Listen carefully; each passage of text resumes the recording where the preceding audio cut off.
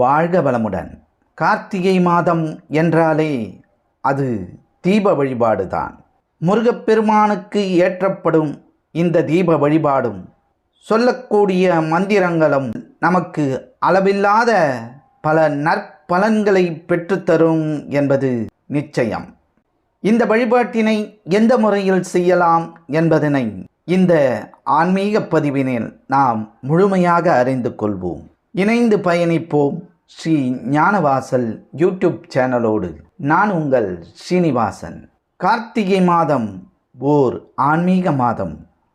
இந்த மாதத்தில்தான் பல விரதங்கள், ஐயப்ப பக்தர்கள் மாலை அணிந்து சபரிமலை செல்வதும், திருவண்ணாமலை தீப தரிசனமும் இந்த மாதத்திற்கே உண்டான தனிச்சிறப்பு.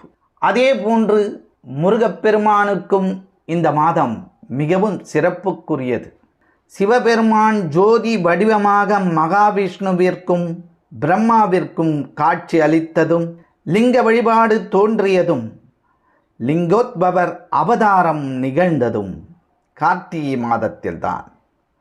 கார்த்திகை மாத பௌர்ணமியில்தான் பார்வதி தேவி திருவண்ணாமலையில் மலையையே சிவனாக நினைத்து கிரிவலம் வந்தார் என்றும், அவருக்கு திருவண்ணாமலையை சுற்றி 8 இடங்களில் 8 விதமான சிவபெருமான் காட்சி அளித்தார் என்றும், சிவனை வழிபட்டு அவரது உடலில் பாதியாக பார்வதி தேவி அங்கம் வகித்ததும் கார்த்திகை மாதத்தில்தான் என சொல்லப்படுகிறது. அப்படி பல சிறப்புகளை கொண்ட கார்த்திகை மாதம் சிவபெருமான், பெருமாள், சுவாமி ஐயப்பன் மற்றும் முருகப்பெருமானின் வழிபாட்டிற்கும் மிகவும் ஏற்ற மாதம். கார்த்திகை மாதத்தின் துவக்க நாளில் அருகில் இருக்கும் முருகன் ஆலயத்திற்கு சென்று குறிப்பிட்ட முறையில் விளக்கேற்றி வழிபட்டால் உங்களின் வேண்டுதல்கள் எதுவாக இருந்தாலும் நிறைவேறும் என்பது நம்பிக்கை. கார்த்திகை மாதம் தீப வழிபாட்டிற்குரிய மாதமாகும். இந்த மாதத்தில் செய்யப்படும் தீப வழிபாடு என்பது பல மடங்கு அதிகமான பலனை தரும் என்பது நம்பிக்கை.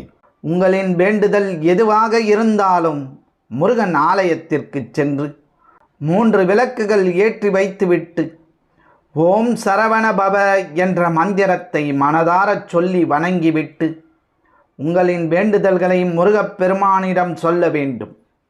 பிறகு முருகன் ஆலயத்தை 9 முறை சுற்றி வந்து வழிபட வேண்டும். இப்படி செய்வதனால் முருகனிடம் நீங்கள் முன்வைக்கும் வேண்டுதல்கள் உடனடியாக நிறைவேறும்.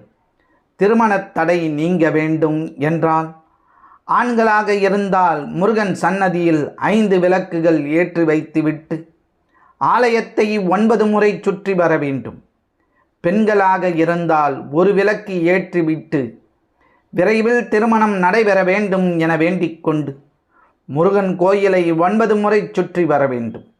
குழந்தை பாக்கியம் இல்லாதவர்கள் தம்பதியாக சேர்ந்து முருகன் கோயிலில் 3 விளக்கு ஏற்றிவிட்டு 6 முறை சுற்றி வர வேண்டும். முருகன் சன்னதிக்கு முன் நெய் விளக்கு ஏற்றி வைத்து ஓம் சம் சரவண பவ, ஸ்ரீம் க்ரீம் க்ளீம் க்ளம் சம் நமக என்ற முருகனின் மூல மந்திரத்தை 3 முறை அல்லது 6 முறை மனதாரச் சொல்லி வழிபடுவதால் முருகனின் அருள் கிடைக்கும். முருகனிடம் முன்வைத்த கோரிக்கைகள் எதுவாக இருந்தாலும் அது விரைவில் நிறைவேறும் என்பது நம்பிக்கை.